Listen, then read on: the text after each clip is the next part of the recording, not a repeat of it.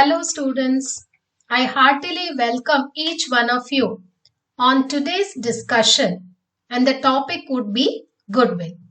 So today we are going to discuss the meaning of this word Goodwill, its significance over the accounting treatment in partnership. Well, to begin with this word Goodwill. So what does this goodwill indicate to us? Goodwill refers to the reputation, the good name of a business unit. Now, when we speak in terms of accounting language, goodwill could be explained as the name and fame of the business unit, which could be expressed in terms of money or monetary equivalents. So what does this exactly mean is, looking at the advantage of the customership, when a certain factors contribute for the future profit earning capacity of any business enterprise, this is what we term it to be goodwill. To explore this idea of what goodwill stands for, let me at the outset give you a very simple example. Recollect, near your college premises, what kind of shops or business enterprises generally that you have found situated. Could it be a chat shop, or could it be a coffee shop, a cafe, or maybe a stationery store? So why these kinds of business units are very often found around your college premises? The answer is the customership. So because of the location, here the college students would prefer having these kinds of chats during their break time, or would buy the stationery items, say the requisite items. So necessarily the location of a college is an added advantage for those kinds of business units to bring in the customership. Similarly, these customership would increase the sales, which would result in the profit earning capacity of that business enterprise. Similarly, when you take your residential area, probably you find more number of provision stores, general stores, or could it be pharmacy selling the necessary medical things. So here they have more of the customership over the residential areas. Imagine, do you find any butcher shop near your college premises? Does any student carry meat or allied items home for cooking? So here the location is considered to be the goodwill for a business unit. There are several other factors. Just to make it more significant and understandable, I have quoted these examples to put in the concept of goodwill into your mind. So when a particular name and fame of the business unit that could be converted in terms of profit earning capacity, then that is what we call it as goodwill. So now what does goodwill mean to us? It is the value of good name or reputation of the business, the fame of the business, which attracts more number of customers. So an attraction towards more number of customers would result in making more sales, and more sales mean always more profits to us. So the name converted into money is what we term it to be goodwill. Goodwill is an asset. You know the difference between assets and goods. Assets are those which are retained in the business for a longer period of time to improvise on our future profit earning capacity. They are not meant for immediate sale. So goodwill is not meant for any sale, so naturally it becomes an asset. And among the categorization of the asset, goodwill is termed to be an intangible asset. What is the meaning of the word intangible? Tangible refers to the physical existence. For instance, if you take buildings as an example, you can see buildings and you can visualize and feel, and you will be able to know the existence of physical existence of this building as an asset. Whereas goodwill is considered to be intangible in nature, meaning There is no physical existence. You could just feel that this asset is present in your business, but nevertheless, it will not command any physical existence. That is the reason why we term goodwill to be an intangible asset. Moreover, goodwill is such an asset which can never be separated from that of the business enterprise. As long as that business unit exists, goodwill also would remain. And in case if that business unit is not existing, the goodwill would disappear. So goodwill is such an intangible asset which can never be separated from that of the business unit. Now generally, when is the circumstance when we need to compute the value of goodwill? Normally, during the purchase or sale of any business enterprise, we go in the calculation of goodwill. As far as you must have heard about the words amalgamation, absorption, mergers, takeovers. So when one business unit is taking over the other by paying a certain price, which usually in accounting term, we call it as purchase consideration. So for the calculation of the purchase consideration, normally what is the procedure we do? Assets minus liabilities would tell us about the net worth of the company. That is the price that a company has to pay or a unit has to pay to buy the other business unit. Now for our understanding, it is this goodwill which will be excess of the purchase price. Imagine 15 lakhs is the worth of the assets of a company and 5 lakhs are its liabilities. So assets minus liabilities, the net worth or the capital so called. 15 lakhs minus 10 lakhs, 5 lakhs, you consider it as the net worth. So here, this 15 lakhs minus 5 lakhs, 10 lakhs needs to be paid by A to B in order to buy B unit. But then, instead of 10 lakhs, if A is paying 12 lakhs, meaning 2 lakhs more than the net worth, this 2 lakhs is to be considered as goodwill. So, goodwill is the excess of the purchase price which the buying company is ready to pay to the selling company. And for what reason is it to be paid? For the name and fame that the business unit has gained so far over the number of years that it was in this field of business. Look at this beautiful definition on goodwill. Goodwill is defined as the capacity of a business to earn profits in future. As I introduced this word also, I have used this phrase, future profit earning capacity. So Maggie defines goodwill as the capacity of a business unit to earn profits in future. So here goodwill is understood to be future profit earning capacity. Now here is a very important understanding, students. What are the factors affecting the goodwill of any business unit? This is not an exhaustive list. I just gave you some indications that these could be factors which would affect the earning of the goodwill. There could be several such factors also. One is the past profits of the business. Now imagine you are going to join an undergraduate course in any one of the colleges next year after completing your 12th standard.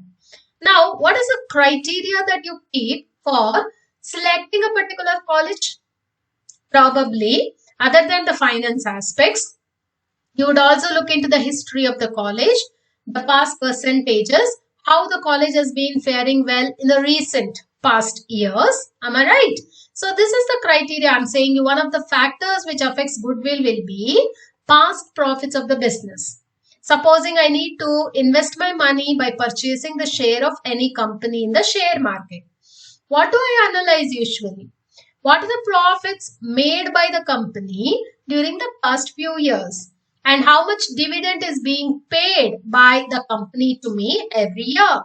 So the past history of the business affects the reputation of the business. So here I put it as one of the chief factors for affecting goodwill would be past profits of the business.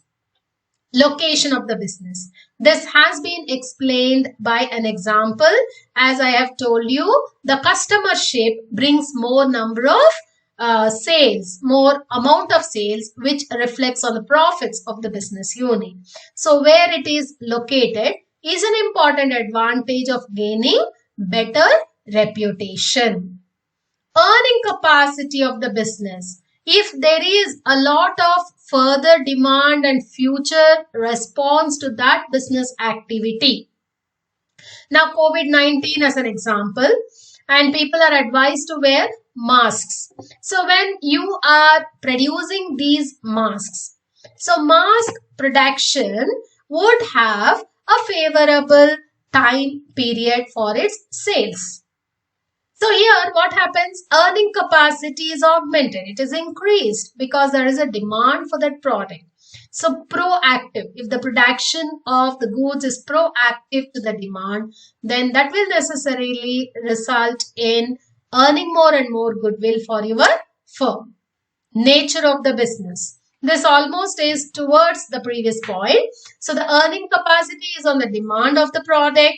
And what is the nature of the business you are doing? Sometimes if you are dealing with necessities, inevitably people are forced to buy these products on any time period. So naturally that necessities production unit will receive more significance and more reputation in the business world.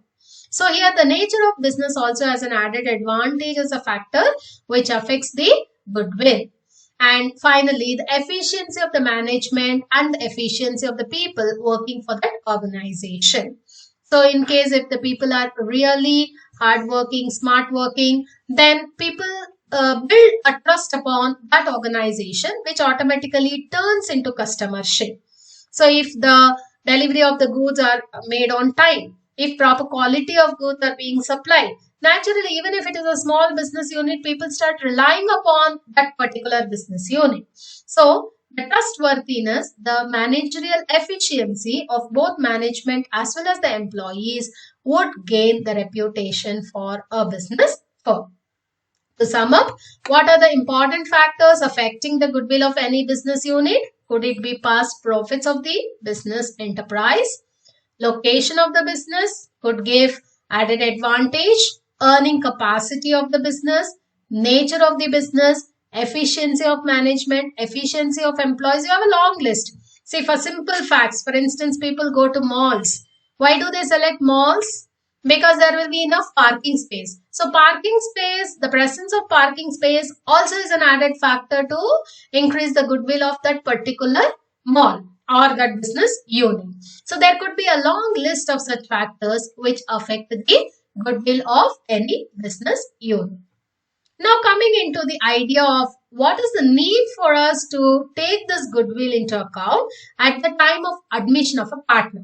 Since we are learning the chapter on partnership and accounting treatment in respect to this partnership, when a new partner is admitted into the partnership firm, goodwill needs to be treated or goodwill has to be taken into account. Now, my question is, what is the need for taking this goodwill into account at the time of admission of the partner?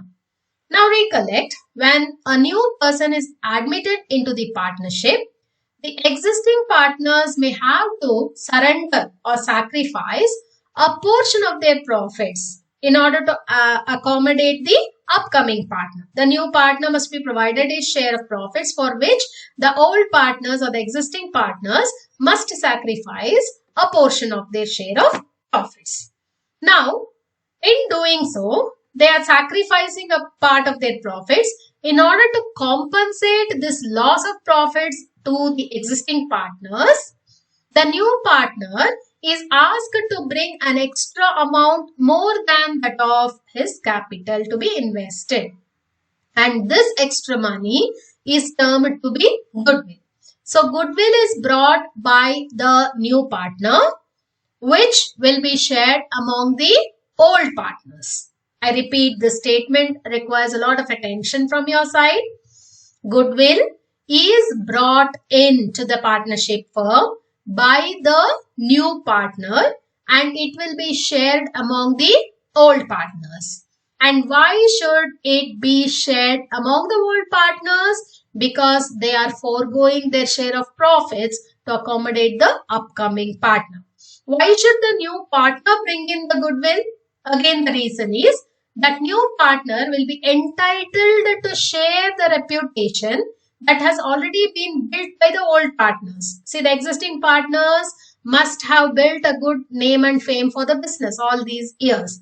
The moment the new partner comes, he becomes one of the members sharing this reputation which has been really built by the existing ones. For this reason, the new one brings in the goodwill and old people are entitled to share this goodwill for the sake of, for compensating the loss of the profits that they lose on account of surrendering it to the new partner. I hope you have understood this aspect very well. Now let us go into the concept of the methods in the computation of goodwill. The accounting part now lies before us for our discussion. We have three important methods in the valuation of goodwill. The first one being average profits method. The second one is known as super profits method. And the third one is called as capitalization method. So let us analyze one by one how the computation of goodwill is being done under each method. Here we go with average profits method. So as the name is an indication for us, here what we do is the goodwill computation is to be done under two important steps. The first step, we need to compute average profits. And in the second step, we compute the value of goodwill. So here, average profits could be computed by a very simple approach. As many the number of years of profit or loss is being given to us for working, that should be summed up. The total of these profits or losses must be taken, divided by the number of years. That will result in average profits. And this average profits to be multiplied by the number of years of purchase, which will result in giving us goodwill. So first step, ascertain average profits. Second step, ascertain goodwill. Goodwill is equal to average profits into number of years of purchase of this average profit. Let's understand better with a very simple example. Here is an example provided where the goodwill of the firm is given at 2 years purchase of the average profits of the last 4 years. Now, who decides this particular aspect of whether it should be 2 years purchase or 3 years purchase, and for how many years that we need to take the average profits? Who will decide this? Both the old partners as well as the new partner will come to an understanding. Both of them will sit together and come to a decision. How do we decide upon the valuation of goodwill?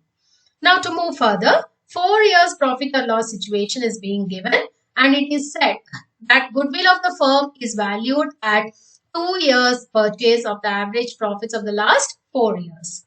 So how do you calculate goodwill? And observe students, in 2017 and 18, there is a loss situation. Actually, a loss of 2,000 rupees has been incurred by the partnership firm. So when we say that we need to sum up upon the profits, we need to add the profits, naturally the understanding goes that when there is a loss situation, it needs to be subtracted. So the average profit, step number 1, would be ascertained by combining the 4 years profits or loss situation. Loss has to be subtracted. Profit is to be added. So 6,000 plus 10,000 plus 12,000 minus 2,000. That gives you 26,000, which is the sum total of 4 years profits or losses. And divided by 4. What does this 4 represent to you? The number of years that you have taken for the averages. So divided by 4 would put you as 6,500, which is nothing but average profits.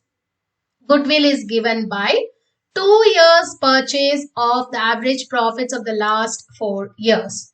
So here 6,500 being our average profits multiplied by 2. So the goodwill of the firm is to be taken as 13,000, 6,500 into 2, which gives us 13,000. So let me say you once again, there are two steps in the computation of goodwill under this method called average profits method. And the first step, we need to find out the average profits, total profits divided by the number of years that we take. If there is any losses incurred during any particular year, subtract the losses from the sum total. Once you ascertain the average profits, multiply this average profits with the given number of years of purchase, which will result us in the goodwill of the firm. Now let us move into the second method, which is known as super profits method. Now, how do we ascertain goodwill under super profits method? What exactly do we mean by super profits? Super profits actually represents the extra profit made by the partnership firm up and above the normal profits.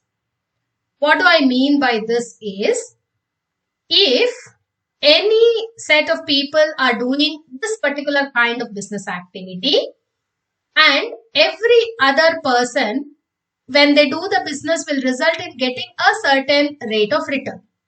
This we term it as normal rate of return. Say for instance, 1 lakh is being invested in a stationery shop, and anybody, whether it is you, me or XYZ, he is doing stationery business. If they invest 1 lakh, they are sure to get 10% of the returns. Meaning 10,000 rupees is an assured money. It is a guaranteed money. So this we call it as normal rate of return. Now imagine you to be exclusive, special. You have a lot of business tactics with you. So in such a case, when you are investing that same rupees 1 lakh into the stationery business, but in the place of getting 10,000 rupees profits, you are making 15,000. 5,000 more than that of your peers, than that of your contemporaries. So that 5,000 rupees, which is above the normal rate of return, is what you call it as super profits. So what does super profit mean? The profit up and above the normal range in the same kind of business, if anybody is able to get, that is what is to be termed as super profits. Now under this super profits method, after ascertaining super profits, goodwill has to be calculated multiplying the super profits into the given number of years of purchase. So here there are two steps once again. The first step goes in finding out the super profits, and then the next step would be to go with a calculation of goodwill. So super profit is equal to actual profit minus normal profit, or you can say actual earnings minus normal earnings. Now look at this example, which is quite simple. The actual average profits of a partnership firm for the past 4 years are given at rupees 50,000. The partners A and B have invested rupees 2 lakhs each. When I say each, the total investment has to be 4 lakhs. And as their respective investments give them a normal rate of return of 10% per annum. So if 4 lakhs is invested, how much should it be the normal rate of return? At 10% per annum, they should be able to get 40,000 rupees. Am I right saying you this? And what is the actual profit brought in by them, made by them? 50,000. So therefore, in the place of making 40,000 rupees, the partners have made 50,000 rupees as their profit, which means 10,000 rupees is the reward of their exclusiveness, that they have worked better than the others. So this 10,000 is what you call it as super profit. Now again to continue, if goodwill of the firm is equal to 2 years purchase of the super profits. So once you ascertain super profits, multiply that super profits with a given number of years of purchase, which will result in the value of goodwill. Let's analyze the solution. As I've just now orally explained you, 50,000 is the actual profits made by the partners, and their investment being 4 lakh rupees, 2 lakhs each, and they are expected to get 10% returns on that 4 lakh rupees being invested. 4 lakhs into 10% would result us in giving 40,000 rupees, which should have been the average rate of return. but the actual rate of return is 50,000. So super profits is the difference between the actual returns and the average returns. So which would be as 10,000. Since in the question it is mentioned that goodwill is termed to be 2 years purchase price of the super profits, we need to multiply this 10,000 by 2 in order to get our goodwill money. So 10,000 into 2 will result in 20,000 being the goodwill of the partnership firm. Now the third and the last method, we call it as capitalization method. Now all these two earlier methods, we have been comparing with the profits made by the partnership firm. But under this capitalization method, we are going to have a comparison of the capitals. Meaning we have to go from bottom to top approach, ascertain the capitals based on the rate of returns, and then we have to compute the goodwill. So instead of taking the profits as the base, as the criteria, we are going to take the value of the net assets. Net assets is nothing but the capital that is being employed by a partnership firm in order to find out this goodwill. Okay, so under capitalization method, using the rate of returns, we have to go back to the computation of their capitals. Look at this example, it would be more clear on your part to understand this method. There are three partners who have invested rupees 5 lakhs each. So when I say each, again it is like 5 lakhs. By 3 partners, the total investment would be 15 lakhs. Now the total capital of the firm being 15 lakhs, the normal rate of return is 10% per annum. So if anybody would have invested 15 lakh rupees, they would have had 10% as their return. So 15 lakhs into 10 by 100, 1,50,000 should have been their returns. Now the partnership firm made a profit of 2 lakhs. Using the same 15 lakhs, in the place of making 1,50,000, the partnership firm has made a profit of 2 lakhs. Alright. So it has made 50,000 more than that of what is required for the year. Now ascertain the amount of goodwill using capitalization method. As per your learnings, it should have been 50,000, which is considered as super profits. But here we don't compare the profits. We go with a comparison of the capitals. So how do we do the comparison of the capitals? Look at these lines here. 15 lakhs have resulted in getting 1,50,000. But in the place of making 1,50,000, the firm has made a returns of 2 lakhs. And for making a profit of 2 lakhs, how much should it have invested? I am using a reciprocal technique. See, my 10% represents 1,50,000.